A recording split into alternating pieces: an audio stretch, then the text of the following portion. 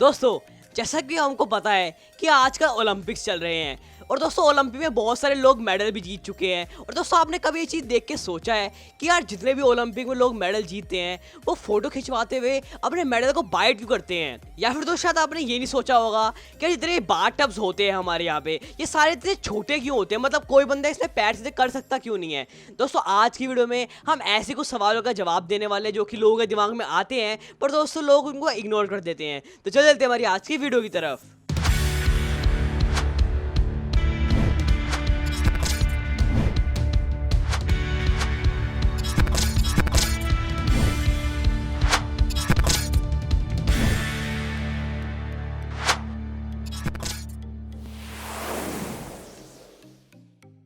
दोस्तों हमारा पहला सवाल ये है कि जब भी हम कोई किताब को लेते हैं और रात को उसको पढ़ने बैठते हैं तो यार हमें नींद क्यों आ जाती है? दोस्तों ये चीज़ का आंसर बहुत लोगों के पास नहीं होता है। दोस्तों बीबीसी साइंस फोकस ने ये चीज़ को एक्सप्लेन किया कि ऐसा होता क्यों है।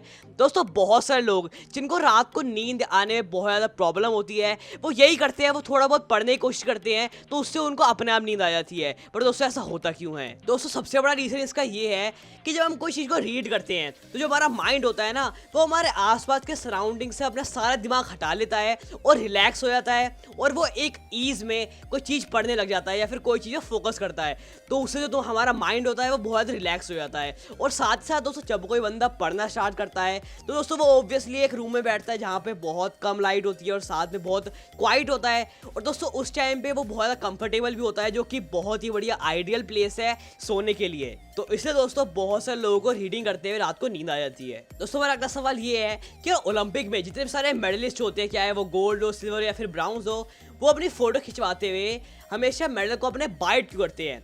दोस्तों ये आपके कभी ना कभी जरूर दिमाग में आया होगा कि ये मेडल्स को बाइट क्यों करते हैं। क्या मेडल चॉकलेट के बने होते हैं? क्योंकि दोस्तों आपको पता है कि ये सच नहीं है। जितने मेडल्स होते हैं वो सिल्वर और कॉपर के बने होते हैं, चाहे वो गोल्ड हो, सिल्वर हो या फिर ब्राउन्स हो। दोस्तों हमें एंड में ये पता चला है कि जितने भी मेडलिस्ट होते हैं वो ऑर्डर फॉलो कर रहे होते हैं किसके? फोटोग्राफर्स के।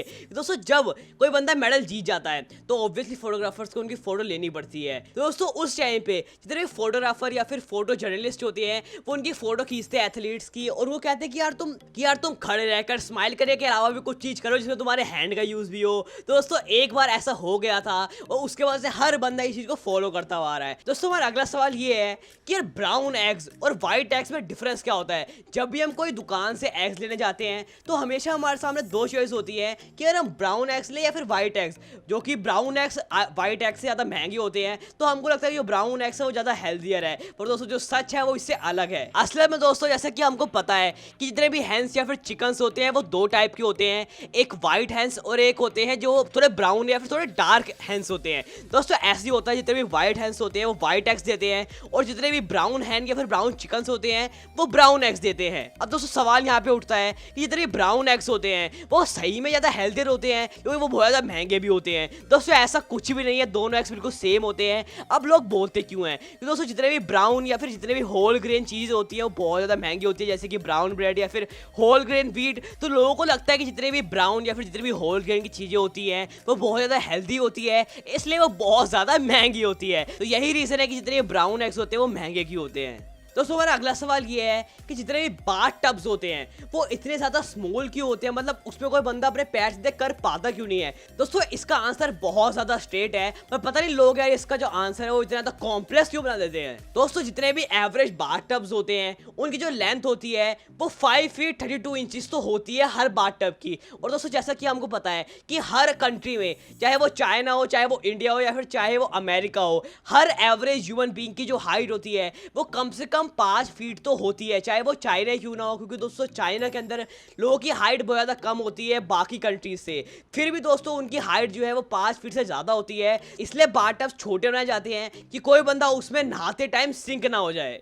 दोस्तों हमारी आज की वीडियो के लिए बस इतने ही। अगर आपको हमारी आज की वीडियो पसंद आई ना, जो कि यार आई होगी, अगर दोस्तों आई है तो प्लीज़ हमारे चैनल को सब्सक्राइब कर देना, इस वीडियो को लाइक कर देना। और दोस्तों मैं ऐसे इसकी वीडियो के बहुत सारे पार्ट्स लाने वाला हूँ, तो प्लीज़ बेल आइकन दबाना मत भूलना। मुझे ब्लेस करें इस वीडियो को शेयर करके। मैं मिलता हूँ आपको अगली वीडियो में दोस्तों, बाय।